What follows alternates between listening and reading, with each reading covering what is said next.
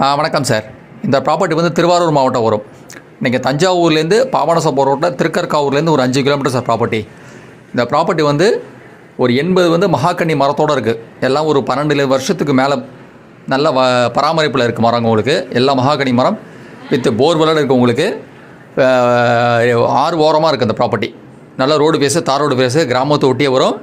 மொத்தம் அளவு வந்து 40 சென்ட்டு. மொத்த விலை வந்து 22 லட்ச ரூபா. டோட்டல் ரேட்டு வந்து 22 லட்ச ரூபா. ஏரியா வந்து 40 சென்ட்டு.